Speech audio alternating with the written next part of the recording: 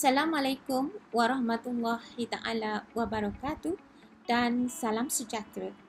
Hari ini bersama dengan Cikgu Ida lagi untuk perkongsian ilmu sejarah tingkatan 5 bab 7 membina kesejahteraan negara. Jom belajar sejarah bersama dengan Cikgu Ida.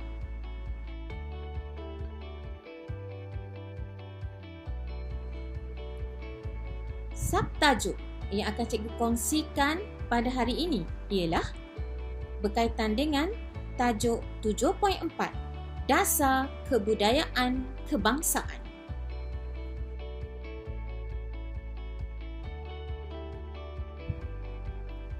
Standard pembelajaran.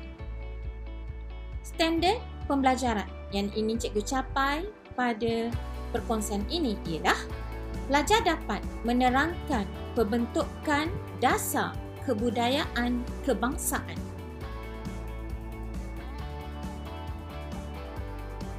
Kita lihat sejarah pembentukan dasar kebudayaan kebangsaan. Ianya digubal dan diperakui melalui Kongres Kebudayaan Kebangsaan pada tahun 1971. Kongres ini dianggap sebagai lanjutan daripada Kongres Rakyat tahun 1956 iaitu Kongres Kebudayaan Melayu. Kongres telah dirasmikan oleh Tun Abdul Razak Husin di bawah Tunku di Dewan Tunku Chancellor Universiti Malaya, Kuala Lumpur. Ianya dianjurkan oleh Kementerian Kebudayaan, Belia dan Sukan. Seterusnya, Kongres kali kedua telah diadakan di Universiti Kebangsaan Malaysia pada 15 April tahun 2017. Antara resolusi yang diperolehi ialah: pertama, memperkasakan kebudayaan nasional sebagai identiti bangsa. Kedua, menyemarakkan bahasa Melayu sebagai bahasa kebangsaan. Ketiga, mempertahankan Perlembagaan Persekutuan Tanah Melayu dan mengukuhkan rukun negara sebagai tiang seri negara bangsa. Dan yang terakhir, menjadikan dasar ini sebagai pendidikan sebagai alat penyatuan bangsa.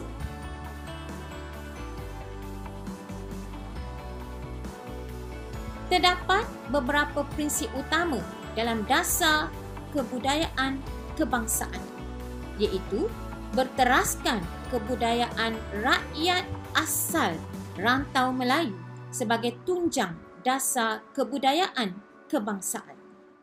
Kedua, menjadikan unsur kebudayaan lain yang sesuai dan wajar diterima sebagai elemen penting.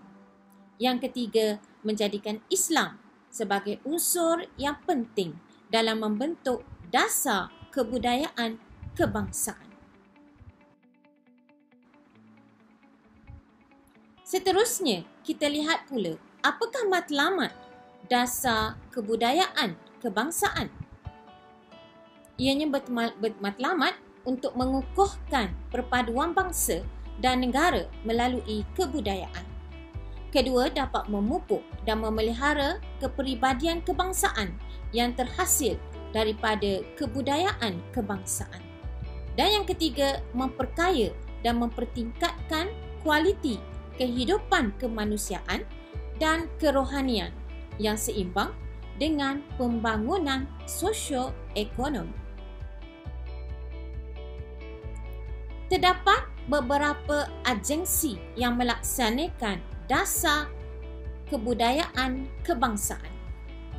Ianya melibatkan semua kementerian, agensi dan jabatan kerajaan. Contohnya, Kementerian Pelancongan Kesenian dan Kebudayaan yang sekarang ini dikenali sebagai Kementerian Pelancongan Seni dan Budaya Malaysia. Kedua Jabatan Kesenian dan Kebudayaan Negara, Majlis Kebudayaan Negeri, Istana Budaya, Akademi Seni Budaya dan Warisan Kebangsaan.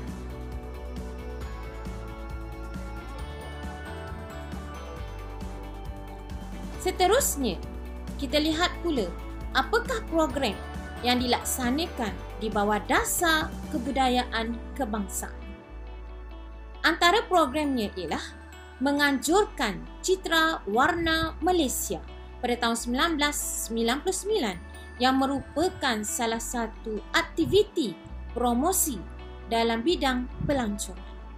Antara contoh aktiviti yang dilaksanakan ialah memperagakan kebudayaan yang pelbagai kaum, memakai pakaian-pakaian kebudayaan kaum masing-masing, mengadakan tarian mengikut kaum masing-masing dan nyanyian rakyat Malaysia. Ianya diadakan di Dataran Merdeka pada bulan Mei setiap tahun.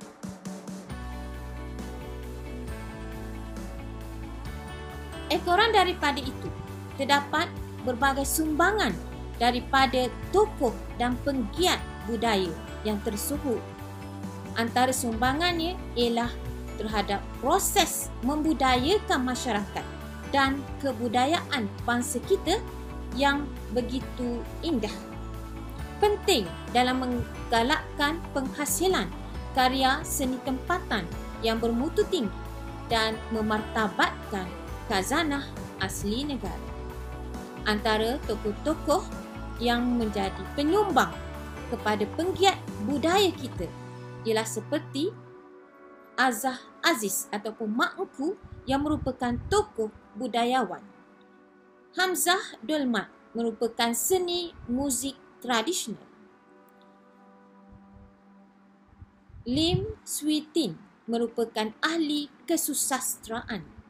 Samuel Das merupakan ahli muzik tradisional India. Dan Syuhaiban Yusof merupakan ahli budaya dan kesusastraan negeri Sabah. Diikuti oleh Matthew Ngau Jau iaitu ahli muzik tradisional Sape Sarawak. Itulah antara tokoh-tokoh yang menjadi penggiat budaya yang tersohor di negara kita.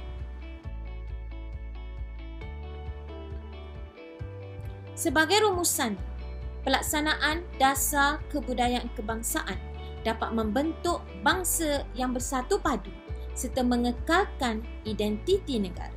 Sebagai rakyat Malaysia, kita mestilah berbangga dengan keunikan budaya masyarakat kita yang pelbagai kaum.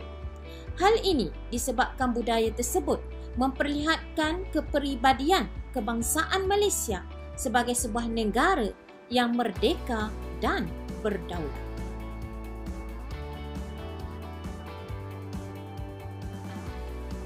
Sebagai pengakhirannya, cikgu menyediakan latihan pengukuhan kepada pelajar untuk memberi ruang kepada pelajar mengulang kaji tajuk 7.4 iaitu Dasar Kebudayaan Kebangsaan.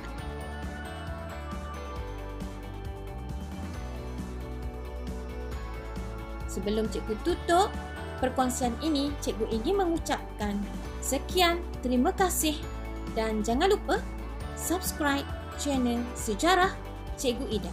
Jumpa lagi untuk siri yang seterusnya.